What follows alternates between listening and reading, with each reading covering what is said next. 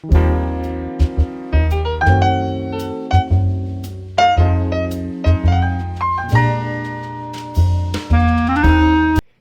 afternoon, everybody. Welcome to this edition of Social Security Talk, podcast that is sponsored by the National Social Security Association and the National Social Security Advisor Certificate Program.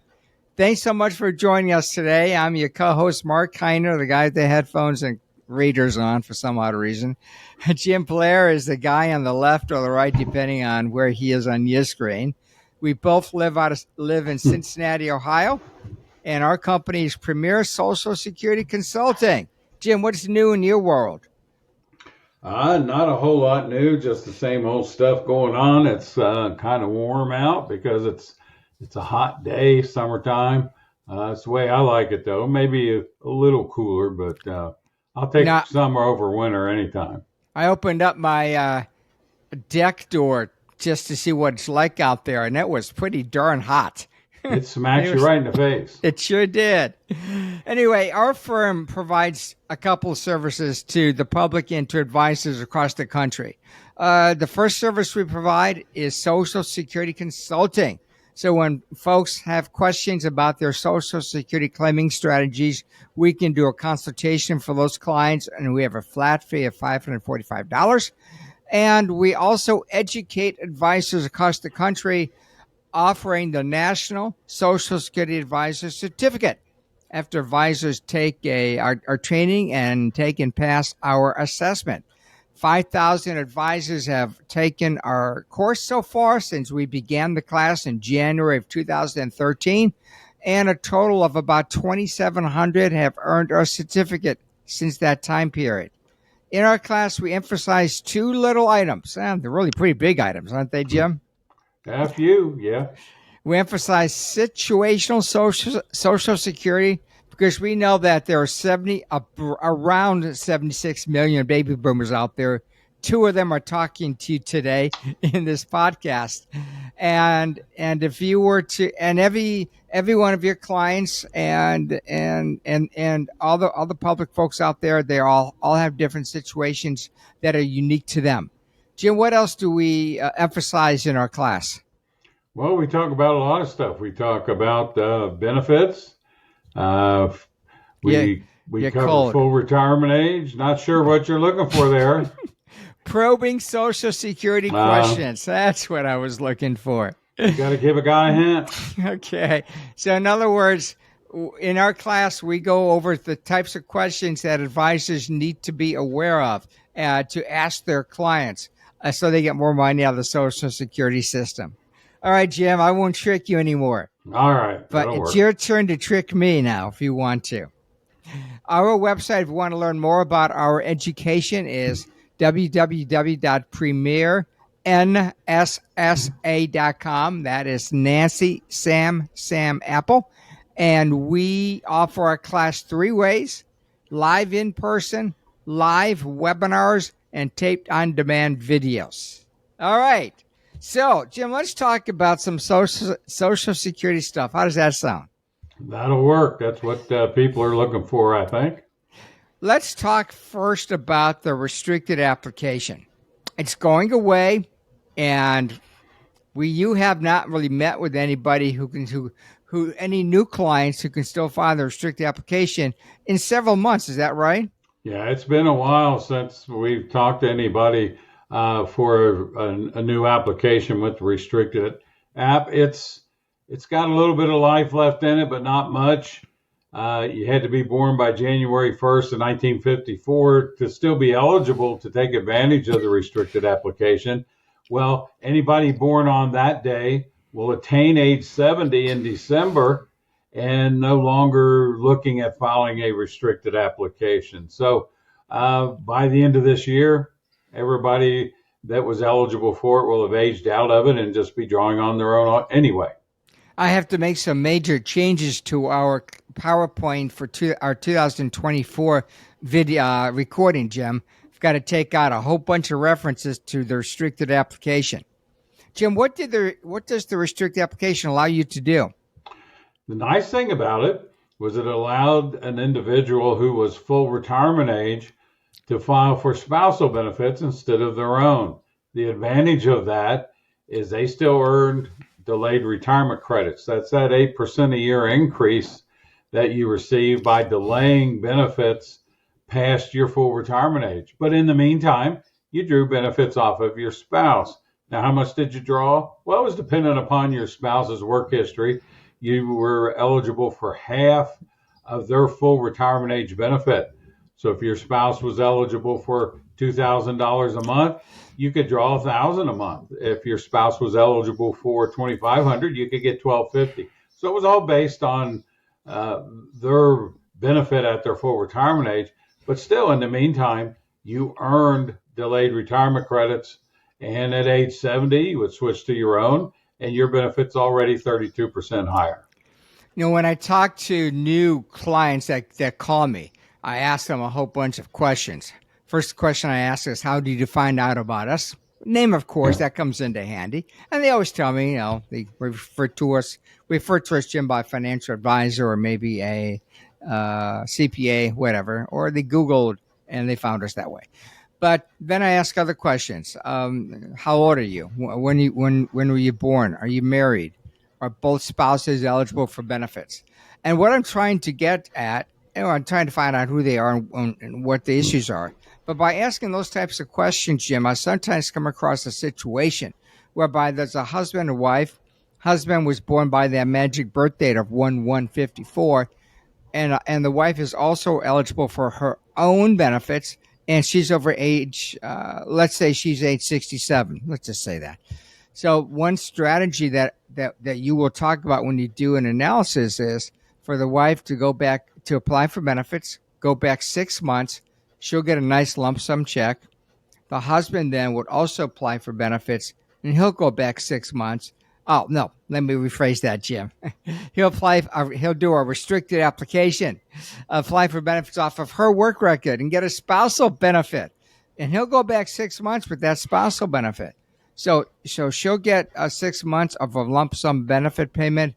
He'll get 6 months of a lump sum of of a spousal benefit by filing the restricted application. And then, Jim, as you know, when he turns 70, then he'll turn his benefits on and he'll get all of his delayed retirement credits. So in that case, going back 6 months kind of makes a lot of sense. Jim, I received a phone call, probably an email from one of our advisors the other day. And they were telling me that the Social Security rep told one of their clients to that a 6 months worth of retroactive benefits was available. So, and I kind of, and he said, "Is that normal? Do they do that?" And I say, "Yeah, they may come back and say they can go back 6 months, get a nice lump sum check." But Jim, what do they fail to say? Well, what they should be saying, and hopefully they do, but oftentimes they don't mention, is that you're giving up delayed retirement credits. So if you go back 6 months, you're giving up 4% increase in your Social Security benefit. So it depends on what's most important, the lump sum payment or the higher benefit. If somebody, say, is applying, and you can apply up to 4 months in advance. So I'm 4 months from age 70. I call Social Security, I file an application, and they say, you can go back 6 months. Well, 6 months from the day I file, plus the 4 months I'm far away from my age 70, that's a 10-month delayed retirement credit that I'm giving up. And at 2/3 of 1%, that's about 6%. Don't check my math, but I think it's 6% I would be giving up of an increase in my monthly benefit amount. If I'm going to wait till 70 anyway, odds are I'm not going to take the lump sum, but I will look at the amount of money. What's my monthly benefit amount? They need to tell me that. What is the amount of the back pay? And then what would my benefit be if I waited till 70? And I'll have to figure out which is the best way for me to go. Usually, Jim, if there's an opportunity to take a lump sum payment versus getting those delayed retirement credits, I would tell somebody just get those DRCs and forgo the lump sum, because if the higher income earner uh, gets all those delayed retirement credits, that upon his or her death, the surviving spouse will get more money also for the rest of their life. There's Exactly. there's very few reasons I would suggest take the lump sum. One would be that one example that I just talked about a few minutes ago. The wife goes back 6 months; she'll get a lump sum for her benefit. Husband goes back 6 months for the restricted app; he'll get a nice lump sum. Not giving anything up in that case. It's true she is giving up some DRCs, but he's able to file that restricted application effective 6 months ago. Jim, I'll bring out your cloudy crystal ball. Between now and the end of the year, how many new clients are you going to be meeting with that that will have one spouse that was born by 1 and 54? How many do you think you'll meet with? Based on what I've been saying, I may not meet with any. It's very possible that would be zero. But if there's a number in there, it's going to be one or two. It's going to be very Yeah. small. I'm going to say two. But honestly, Jim, I doubt that's even going to happen. Okay, so let's talk about the annual earnings test. That was the main topic I wanted to talk about today. And that's because, Jim, you and I received so many questions from our advisors about the annual earnings test, not only from our advisors, but just the public that has questions about it. Jim, at one time you told me that 25% of the time of a Social Security rep was spent dealing with the annual earnings test. Am I right? Is that a correct stat, Jim? Yeah, that's. I mean, based on my recollection, that's about right.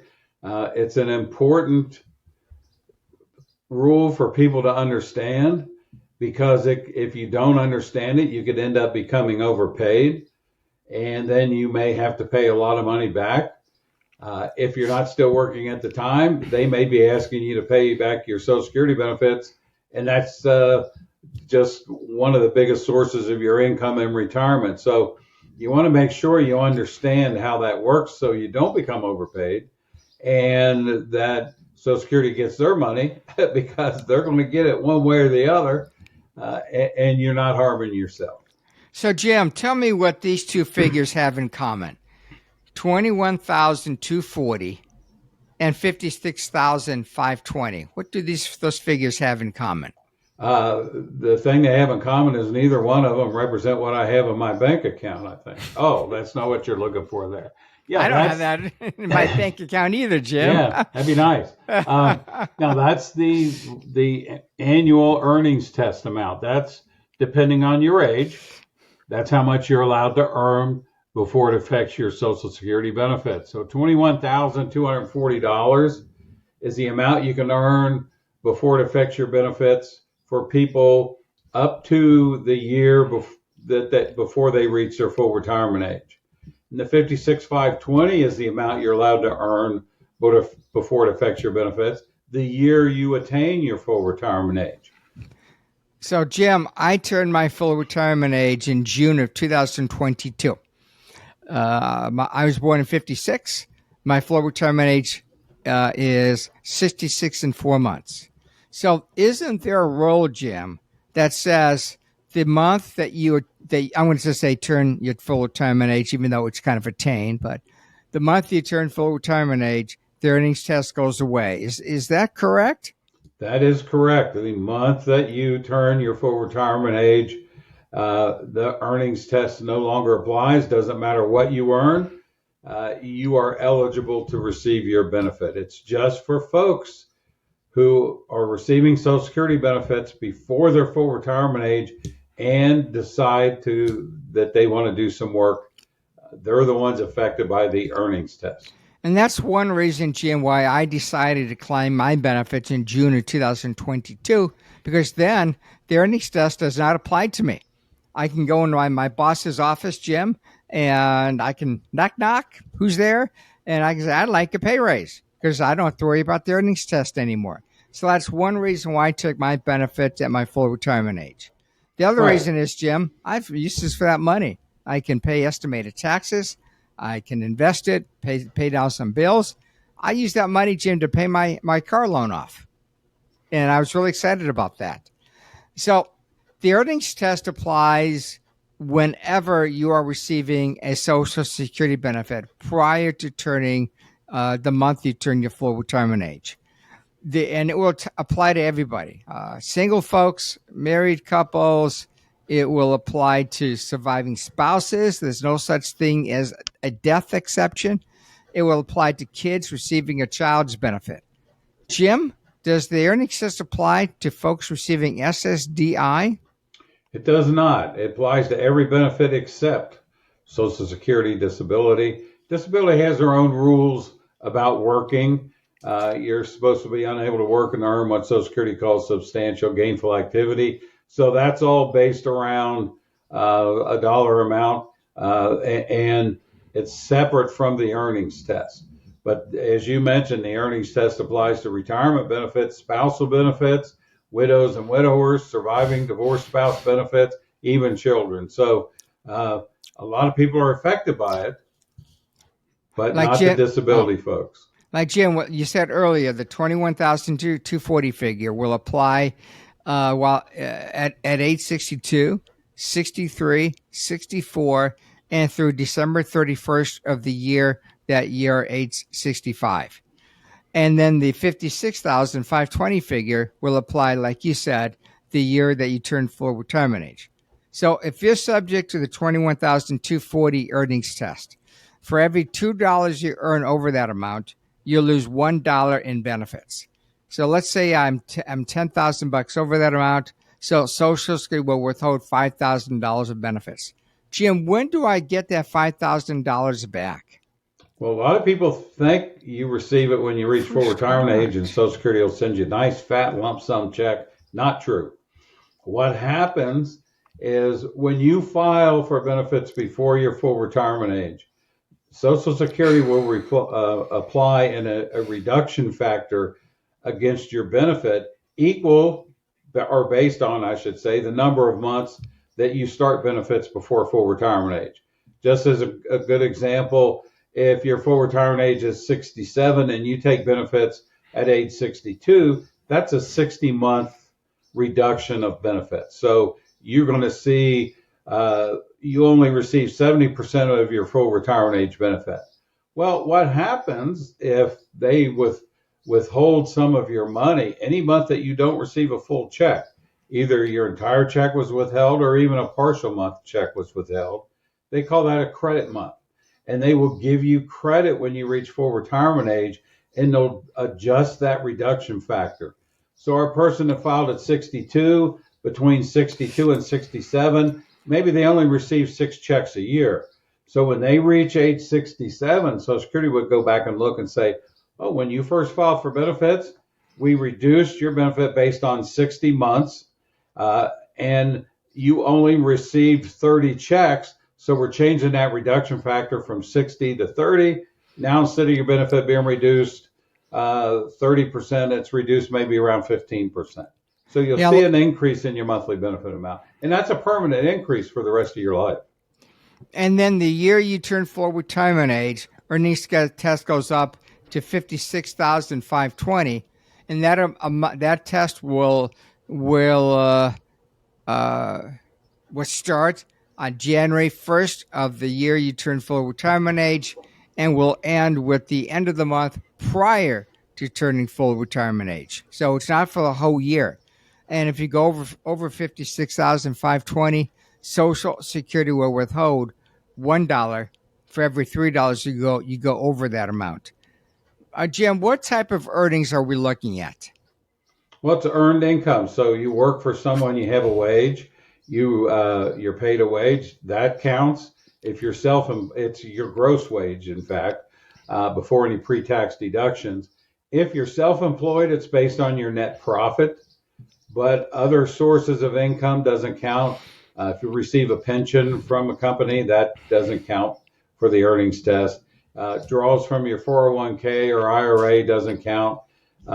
Stock option income doesn't count. Even though technically that's earned income, it's received after your employment relationship is terminated. And so any income received after your relationship is terminated, you quit your job at the end of the month, the next month, you're going to receive your last paycheck. maybe some vacation pay, sick pay, even severance pay. Uh, that's all earned income, but because it's received after your employment relationship ended, it won't count towards the earnings test. Perfect. Jim, just briefly discuss the monthly test, please. Well, the monthly test is there for folks who retire in the middle towards the end of the year so they're not penalized. Oddly enough, when we talk about the annual test, that counts all of your income from January through December, even if you're not eligible for a benefit until July. So someone works January through June, they retire June 30th, want to start their Social Security in July, but in those first 6 months of the year, they earned $61,240. That means annually they went over $40,000. And if we just use that annual test, Social Security would say we have to withhold $20,000 before we pay you anything. Well, that's not really fair to those folks. So there's a rule that you can use, and you can only use it one time within the year. You can use it several months within a year, but it's within your normally first year retirement. Not always, doesn't have to be, but for most folks it is. And Social Security says that, okay, if you go over the allowed amount, the 21,240, any month you earn $1,770 or less, we'll pay you anyway. So you work January through June, you're way over. You start your benefits in July. You don't go over 1770 July through December in any of those months. You'll still get paid every month, July through December. The 1770 is simply 21,240 divided by 12. The year you reach full retirement age, you're allowed to earn 56,520. The monthly test goes to 4710. Okay, great, Jim. That's a great example of the earnings test. Definitely, when it comes to how the monthly test works. Jim, folks should tell. So when you apply for benefits, there will be a question on the application of what your earnings will be for the year. Is that correct? Yeah, that's one of the questions. How much do you think you earn? And if you're towards the end of the year, around November, December, they're going to ask you, what do you think you'll earn next year? Now, who knows? That's a long way off to give a guess as to how much you think you're going to earn. Lots of things could happen, but they want you to give your best guess. They know it's an estimate. And what Social Security advises, and I agree with this, you should make it as accurate as possible, but you might want to go over a little bit. That way, Social Security may withhold a little bit more than they need to, but when the year is over and next year gets here, they'll settle up with you. And if they withheld more than they needed to, they'll pay that back to you.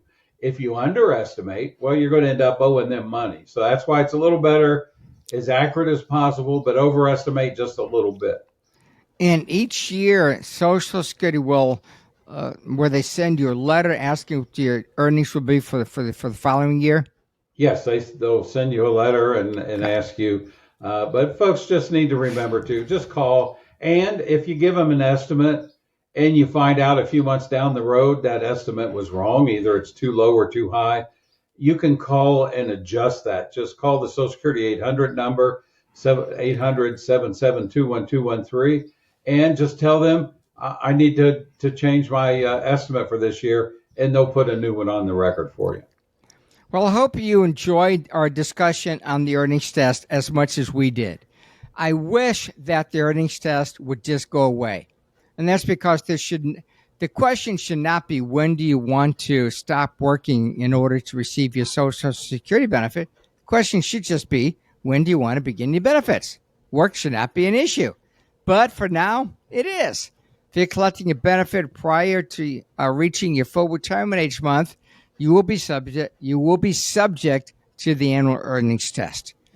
Thanks so much for listening to this installment of Social Security Talk. I'm Marc Kiner. My partner is Jim Blair.